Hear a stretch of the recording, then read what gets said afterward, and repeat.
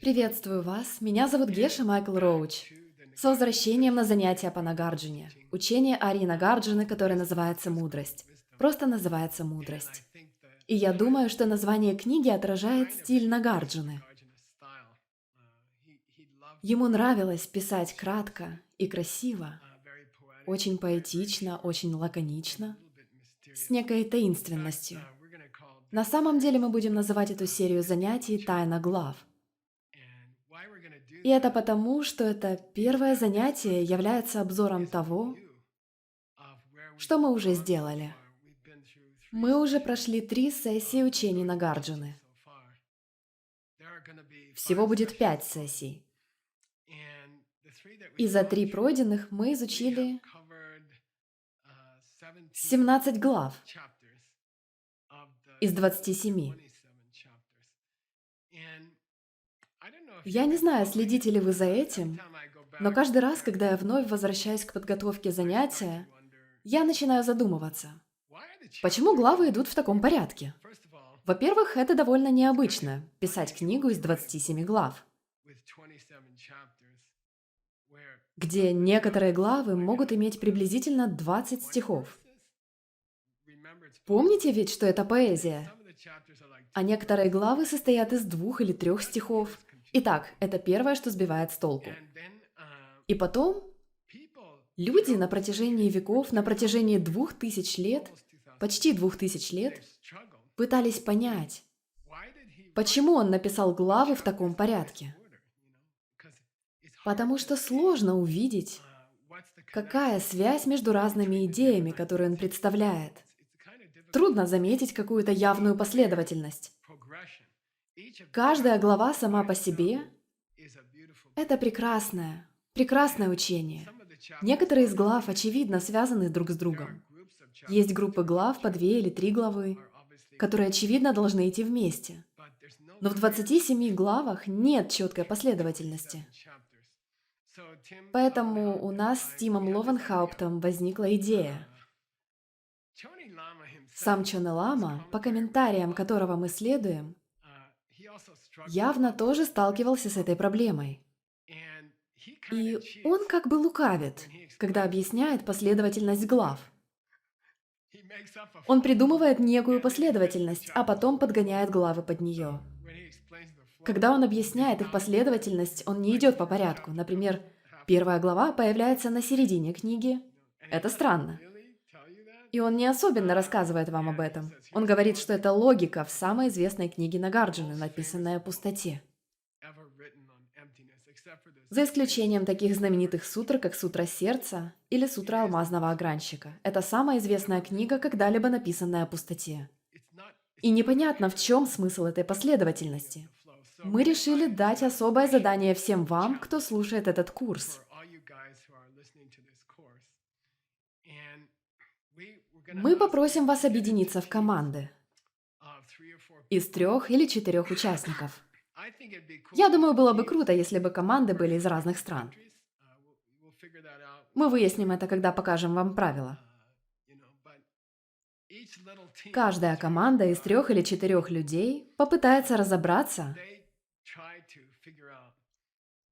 почему книга представлена в таком порядке. И затем они приведут свое объяснение или предложат свою версию последовательности глав. Каждая команда будет делать это самостоятельно, а мы сядем и будем смотреть, как все команды пытаются объяснить, почему. Был ли Нагарджуна просто пьян, или у него был синдром дефицита внимания? Или есть действительно очень глубокая причина для такой последовательности? И обычно в этих великих древних книгах есть причина, почему там что-то сделано. На заднем плане всегда есть причина. И одна из самых интересных вещей в моей жизни – это попытаться выяснить, о чем же они думали. О чем он думал, когда выстраивал этот порядок именно так. Кстати, вчера я обучал сутре Алмазного Огранщика, и в этой сутре тот же вопрос. И если вы изучаете ее внимательно, если вы исследуете ее в течение длительного времени и думаете о ней, и медитируете на нее, вы сможете увидеть последовательность, вы сможете увидеть божественный порядок в этой сутре. И я призываю вас, ребята, сделать то же самое с мудростью Нагарджуны. У нас будет небольшое соревнование, и мы попросим вас в группах из 3-4 человек сделать презентацию о том, какой порядок видите вы. И я настойчиво призываю вас помедитировать на это. И, возможно, поэтому он внес беспорядок в эту последовательность, потому что он хотел, чтобы мы поразмышляли об этом. А потом, совершенно случайно, мы начинаем думать об этой книге. Возможно, именно поэтому он сделал так. Кстати, никому не разрешено будет презентовать это так. Я думаю, что он специально все перепутал. Потому что мы должны подумать об этом. Я надеюсь, что нам с вами придется подумать над порядком. И мы помедитируем на него. И это настоящая медитация на пустоту. Мы расскажем вам больше об этой задаче по мере нашего продвижения. Первое занятие обзорное. Мы прошли по 17 главам. Они называются главами. Но как они называются на самом деле? Кто-нибудь помнит? Такпа на тибетском или парикша на санскрите. Но что это означает? Изучение. Да, изучение. Или, я не знаю, я столкнулся с этим переводом, я подумал выбрать вариант перевода исследования. И есть 27 исследований различных идей. И каждая из них исследует разные вопросы. Это все так похоже на Нагарджуну. Он любит исследования. Он любит копаться в чем-нибудь и смотреть, какая логика стоит за этим. На самом деле есть 27 глав, каждая из которых называется «Исследование». Я собираюсь с вами сделать обзор первых 17 исследований. И, кстати, я дам вам подсказку. Когда вы будете представлять свою идею о порядке глав,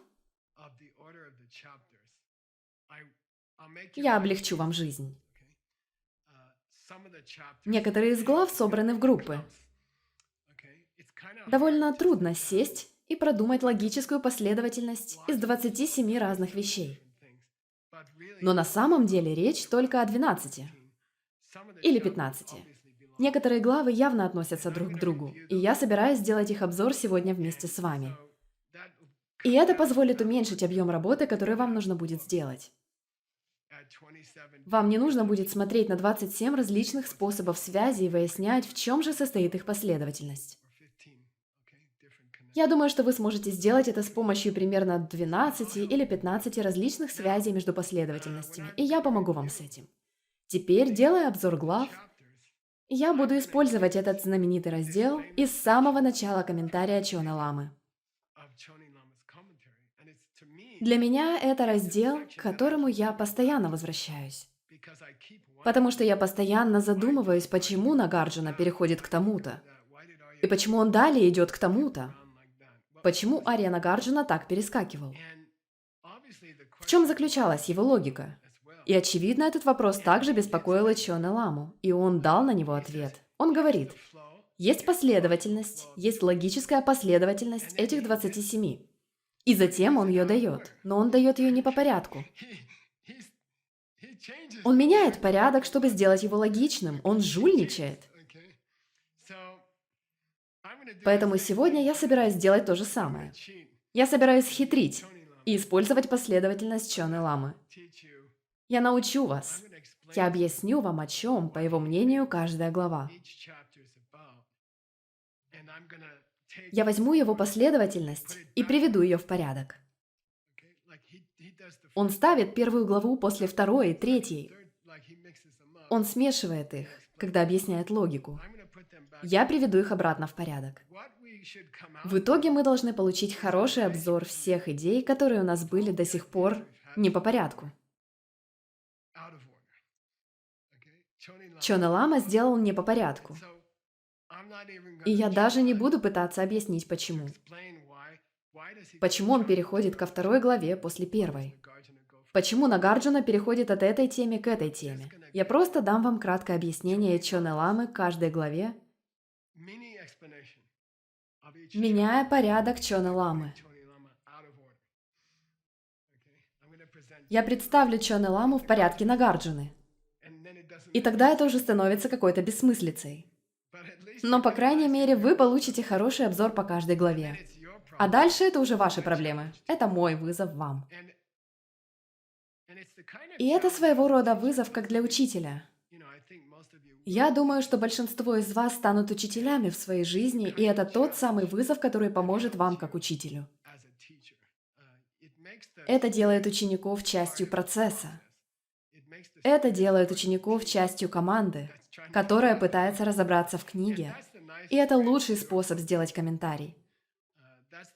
Самый приятный способ преподавания – это попросить своих учеников помочь в решении сложной проблемы. И этот взаимообмен между учителем и учеником учит учеников и учит также и учителя. Это просто полезная вещь. И вы, как учитель, можете многому научиться на идеях учеников. Некоторые идеи явно совершенно глупые. Шучу. Но все они интересны, и все они стимулируют. Они стимулируют ваши мозги. И все в итоге получают лучшее понимание книги. И, возможно, Нагарджуна написал главы, а затем положил названия в банку. Перемешал и вынул их одно за другим. Может быть, я не знаю. Возможно. Итак, позвольте мне начать с названия книги, которое для меня является изысканным. Книга называется... Это первая строка в первом разделе.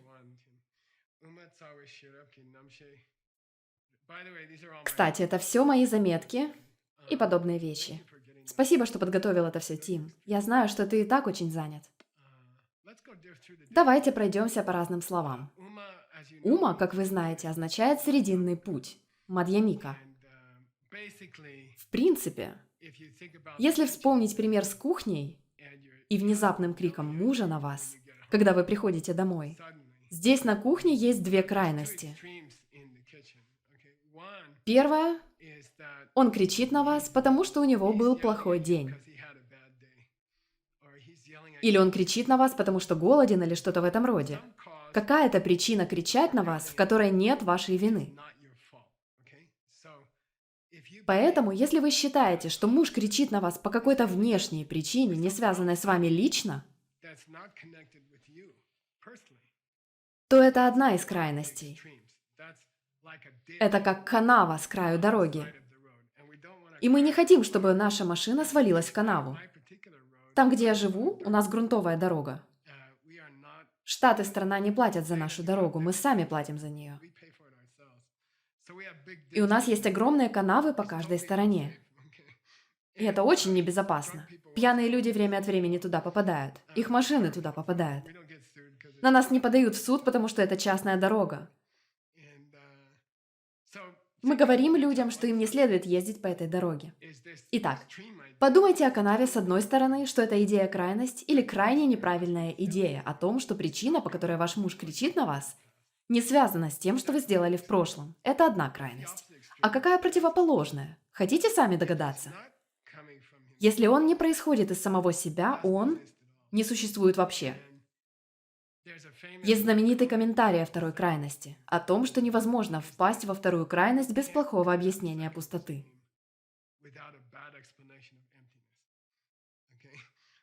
Поэтому если кто-то объясняет вам пустоту, и в конце объяснения вам кажется, что ваш муж никогда не существовал или не существует, и поэтому у вас есть полное право его игнорировать, то вы попадаете в очередную неприятность.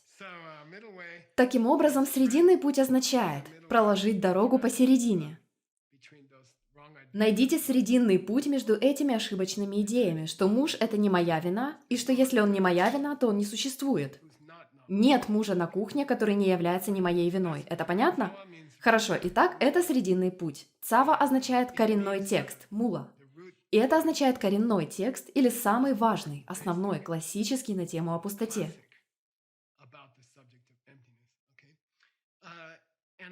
И многие включают эти два слова в название. Но они не относятся к названию. Они просто являются подзаголовком.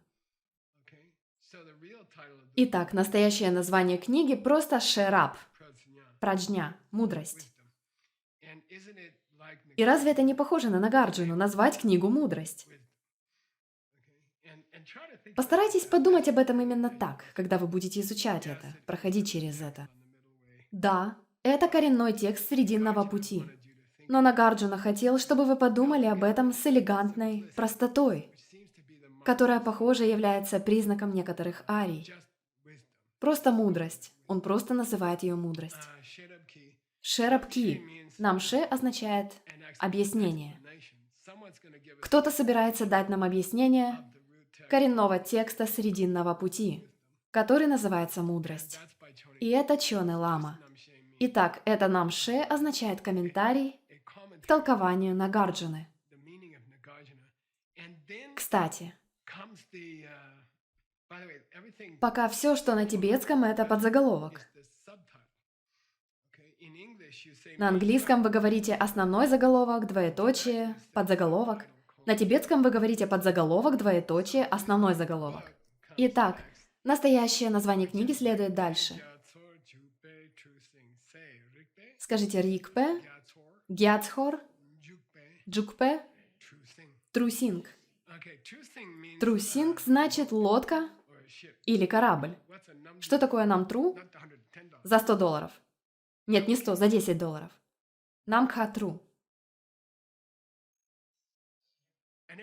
Самолет. Корабль, который летит по небу. Итак, тру – это красиво, правда? Кстати, тру означает треугольная форма, что означает нос лодки. Трусинг. Кто следит за деньгами? Мы попросим Элли просмотреть записи. Хорошо, Джей Би. Эти 10 для Тима? Да, $10 для Тима. Итак, трусинг означает корабль. Джукпе – аватара на санскрите. Я хотел поговорить о джук, потому что джукпа обычно означает входить или участвовать в чем-то. Но когда вы говорите о путешествии по обширному пространству, джукпа приобретает особое значение. И это почти означает точку входа, как портал. Что будет вашим порталом? Каков порт выхода? Это Лос-Анджелес или это Гуанчжоу? Где вы шагнете в океан? Что-то вроде этого имеется в виду. Куда вы отправитесь в вашем путешествии через океан? Это называется джукпа, аватара на санскрите. И потом он говорит к океану, Гьяцхор. И потом он называет океан Рикпа, что значит, это может означать логику, или это может означать аргументацию, либо это может означать ясное мышление. И здесь он пару раз играет словами. Рикпе Гьяцхо, океан аргументации. Так Цонгкапа назвал свой комментарий к мудрости. То есть Цонгкапа написал отдельный комментарий к этой книге «Мудрость», который он назвал «Океан аргументации». Поэтому здесь действительно есть каламбур или шутка. И Чоне Лама говорит, посмотрите, Цонгкапа написал книгу, которая называется «Океан аргументации», чтобы объяснить Нагарджуну. Но на мой взгляд, если вы попытаетесь использовать только эту книгу, вы утонете в океане аргументаций. Это очень смешно. И он говорит, вам нужна лодка, вам нужен мой комментарий. Комментарию Цонгкапы к Нагарджуне. Иначе вы никогда не сможете доплыть к Гуанчжоу. Вам нужен мой корабль. Это довольно мило. Он не раздувает из мухи слона. Он не упоминает это. Но те, кто в курсе, знают, что он говорит об этом. И также он говорит о некоторых других вещах. Каких других вещах? Вызывала ли аватара у вас отклик? Аватар. Есть две известные аватары. Бадхичарья аватара и Мадхьямак аватара, которая является великолепным объяснением Чандракирти Нагарджуны. Так что здесь он делает очередной каламбур. Чандракирти вас аватарил, и я тоже вас аватарю. Я вовлеку вас в книгу. Я отправлю вас в путешествие. И джакпа часто означает аватара, часто означает пересечь океан. Так что аватара имеет особое значение. Это умный прием обоих, Цонгкапы и Чонеламы. Ссылаться тайно на Чандракирти. Объяснение Чандракирти Нагарджуны – это величайшая книга, когда-либо использовавшаяся для учения о пустоте после Индии. Так что после Индии, в Тибете, величайшей книгой на свете не обязательно считается Нагарджуна, а это объяснение Чандракирти Нагарджуны. Чандракирти жил около 350 лет спустя, или около того. И здесь есть еще одна игра слов, просто если вдруг вам это интересно. И мы могли бы заниматься этим весь день, но мы постараемся справиться с этой книгой. Рикпа, что означает логика или аргументация. Но это не совсем обычная аргументация. Это тайная ссылка на Рикцхоктрук, на 6 книг по аргументации. 6 книг по аргументации. Кто их написал? Нагарджуна. И мудрость — это только одна из них. Ник только что закончил перевод одной из них, которая называется «60 стихов». У нас есть нить изысканных драгоценностей, например. Ратнамала, очень-очень известная и очень популярная. Итак, у нас есть 6 замечательных книг по аргументации. И это уже само по себе Кокгюр. Это не очевидно. Это всего лишь книга по аргументации? Это текст по логике? Это текст о Прамане? И они говорят, нет, это не так. Это Тонг Ньики Рикпа. Что это означает? Аргументация пустоты.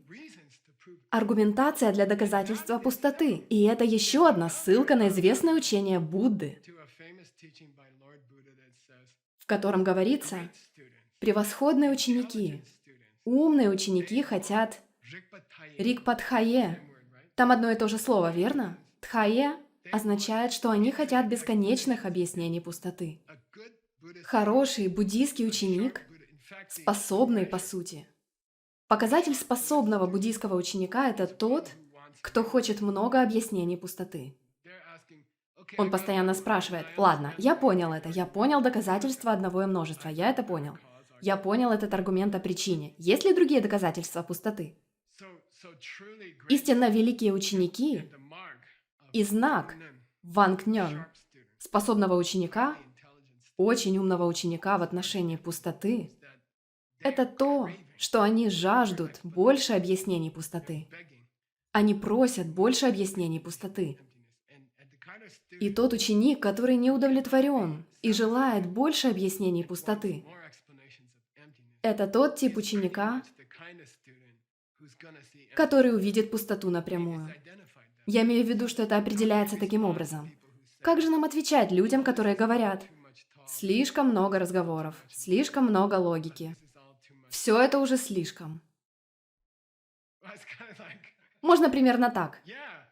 Ага, вот кто ты такой. На самом деле это оскорбление для буддийского студента, ученика.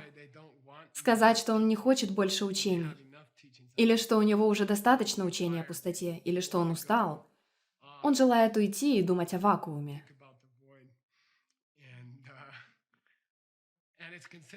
Это считается недостатком ученика, если он не жаждет получить больше доказательств пустоты. Мы бы сказали, что ему необходимо учиться больше, пока не доучится до того, чтобы понять, что он еще не узнал достаточно. И это наша линия передачи. И она началась не с моего учителя. Она началась не в Седоне. Она берет начало от Нагарджуны. Ее начал Будда. Будда. Сколько сутр и тантр? 990 сохранившихся. Говорят, что были десятки тысяч, но 990 текстов прямых учений сохранились и были оцифрованы благодаря невероятным усилиям библиотеки азиатского наследия по сохранению древних книг. Они сохранили все 990. Все они оцифрованы, все они бесплатно доступны онлайн. Благослови Бог Джона Брэди библиотеку азиатского наследия. Итак, мы должны ценить возможности изучить больше аргументов. Почему вещи пусты? Почему у вещей есть пустота? И это подводит меня к очень важной теме. Издательство Diamond Cutter Press и смешанные орешки, что означает «безумные переводчики», которые входят в группу переводчиков классика алмазного огранщика, они только что выпустили новую книгу. Благодаря упорной работе досточтимой Утпалы, досточтимой Джигме и Розы Ван Грикен. Они только что выпустили книгу «Медитации на пустоту», книгу о медитациях на пустоту, написанную снова-таки Чоне Ламой.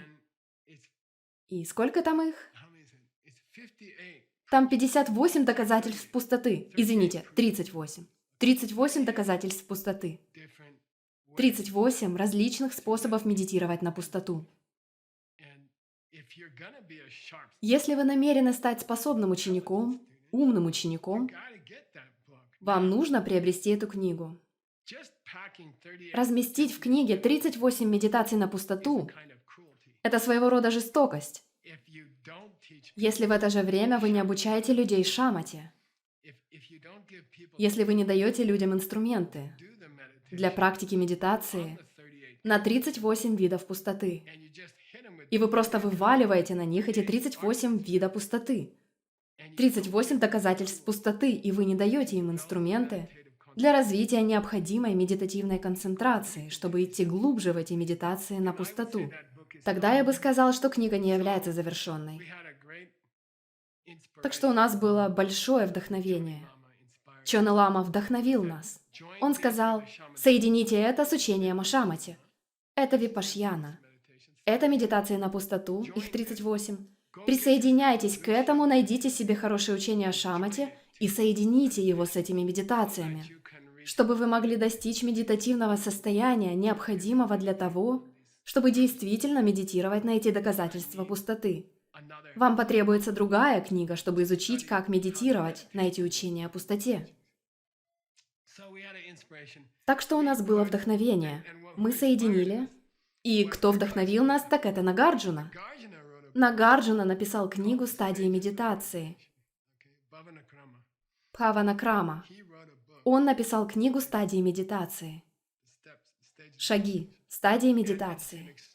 Это необычная, классная, приятная, объемная поэма о связи между пустотой и медитацией. Потом, около 500 лет после него, великий буддийский учитель по имени Камалашила сказал, «Мне нравится эта поэма Нагарджуны. Это великая поэма, но нужно еще немного деталей, практических деталей. Например, как подготовить ваше место для медитации, как обустроить ваш алтарь, с какими распространенными проблемами вы столкнетесь, если попытаетесь медитировать». Он сказал, нам необходимо что-то более структурированное. И он украл название книги Нагарджуны и написал книгу под названием Бхаванакрама. Ему пришлось отправиться в разные части Индии, чтобы преподать ее. Он даже добрался до Тибета, чтобы и там обучать этому. И даже обучал этому китайцев из Центрального Китая. Итак, у вас есть 3 различные версии книги «Стадии медитации» от Камалашилы, название которой он украл у Нагарджуны. Эти 3 версии, можно сказать так, одна от китайцев, этнических китайцев, от этнических тибетцев и от индийцев. У нас до сих пор есть все 3 сохранились. Одна из них даже есть на санскрите. Мы воспользовались рекомендациями Чоне Ламы, и в книге о медитациях на пустоту у вас есть переведенная книга «Стадии медитации Нагарджуны», и у вас есть первый вариант Камалашилы. Думаю, что это первый, может быть и третий. Но одна из его 3 презентаций, где он украл название, это очень практичное руководство по медитации. Я еще не закончил. Пабонка Ринпоче через сколько лет после Камалашилы?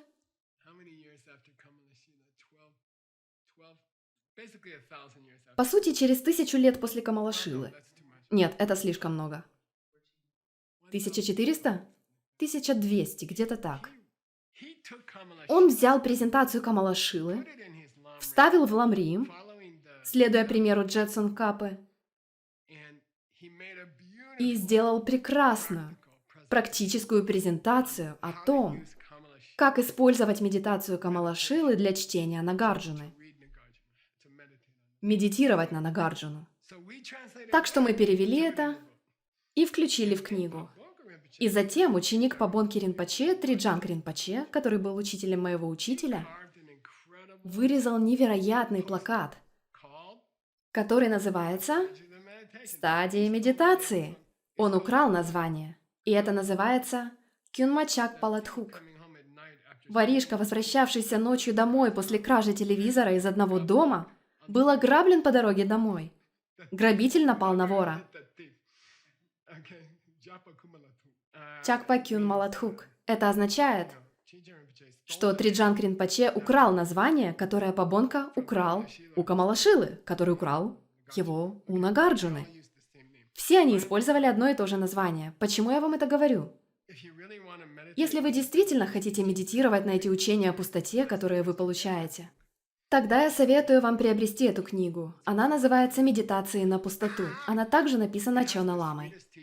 В ней собраны самые лучшие учения о том, как медитировать, которые достаточно сложны. И вам очень нужен кто-то, кто имеет большой опыт медитации. Идеальной комбинацией был бы человек, живой человек, который может познакомить вас с этими шагами медитации и провести вас через медитацию, научить, как развивать шамату, а затем добраться до смысла, более глубокого смысла випашьяны или пустоты. И поэтому нам очень повезло, что Джон Брэди, директор ALL, Библиотеки азиатского наследия, и его жена Конни О'Брайен, директор YSI, Института изучения йоги, по просьбе людей со всего мира согласились написать книгу по медитации или серию инструкций, которые станут книгой, о том, как выполнять основные медитации на пустоту, с большим упором на технику медитации, которая плавно ведет к технике ретрита. Они оба завершили 3-летний ретрит, большой ретрит, и это будет очень классно. У нас есть книга Нагарджуны о пустоте и мудрость, а также мы получили Нагарджуну, обучающего вас шагам медитации, а затем мы получили Камалашилу, который сделал их более практичными, а затем мы получили Пабонку, который сделал их еще более практичными, и Триджанга Ринпоче, который сделал их более практичными, а затем мы получили О'Брэди, обучающих вас тому, как практиковать в современном мире. Нагарджуна, Камалашила. Эти ребята не жили в мире интернета, самолетов и автомобилей. И нам очень повезло, что у нас есть Джон и Конни, которые могут это сделать. И я призываю вас следовать этим медитациям. Следить за этими видео и за книгой по мере их появления в онлайн. Давайте вернемся к... Я вижу Гешела. Так, давайте вернемся к названию. Давайте подведем итог по поводу названия. Корабль для путешествия через океан. Различных объяснений пустоты. Это значит, что я предоставляю вам корабль для постижения мудрости. Я предлагаю вам корабль, чтобы понять смысл этой чрезвычайно глубокой, древней книги, которая является книгой про матерью. Цава, Мула, является книгой про матерью всех книг о пустоте. Таково название. Мы получаем рекламу книги про матери. Как пересечь океан книги про матери о пустоте. Это то, что мы будем делать на следующем занятии, когда мы начнем изучать разные главы, темы разных глав, и пройдем по этим разным главам и выясним, что же такое пустота, согласно Нагарджуне. Увидимся на следующем занятии. Спасибо.